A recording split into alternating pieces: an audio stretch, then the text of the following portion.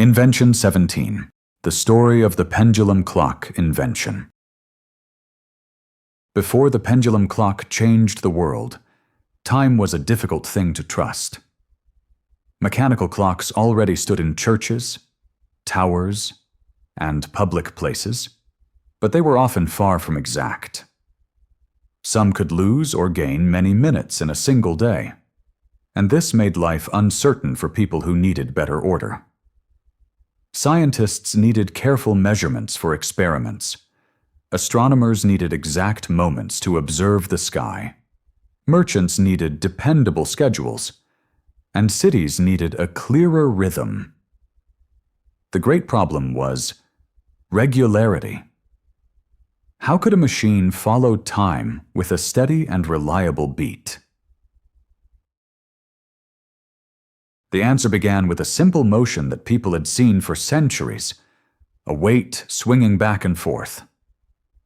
Around 1583, Galileo Galilei noticed something remarkable about the pendulum. Its swing seemed to have a regular rhythm, and this observation opened a new door in the history of timekeeping. Galileo understood that this movement could help measure time, but he did not create the first successful working pendulum clock.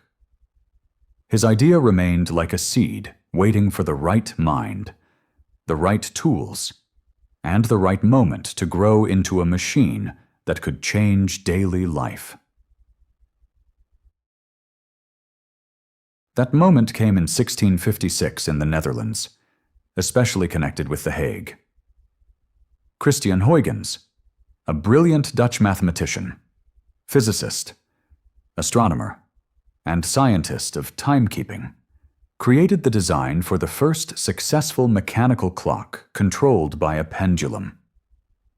By using the pendulum's predictable swing to regulate the movement of the clock, Huygens made timekeeping far more accurate than before. Earlier clocks could lose around 15 minutes per day, but improved pendulum clocks reduced the error dramatically, eventually to about 15 seconds per day. For the 17th century, this was not just an improvement, it was a revolution in precision. Huygens's invention did not remain only an idea on paper. In 1657, he gave the Dutch master clockmaker Salomon Koster the right to build and produce pendulum clocks, helping transform the scientific idea into real objects that people could use and buy. One of Koster's clocks from around that time is considered among the earliest surviving examples. In 1658, Huygens published his work, explaining the principle of pendulum-regulated timekeeping. Soon, the invention spread to England, where clockmakers such as the Fromentil family helped introduce pendulum clocks to London, and by 1658 they were already being advertised there. Over time, the pendulum clock shaped the modern world's relationship with time. It helped scientists and astronomers make more careful observations, supported the growth of organized city life, and encouraged a stronger culture of punctuality. Although pendulum clocks were not perfect for ships because sea movement disturbed the swing, they pushed inventors toward better marine timekeepers.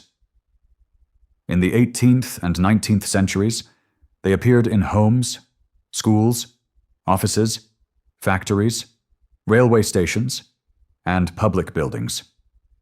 Today, quartz clocks, atomic clocks, computers, and satellites are more accurate, but the pendulum clock remains a beautiful symbol of precision, physics, and mechanical genius.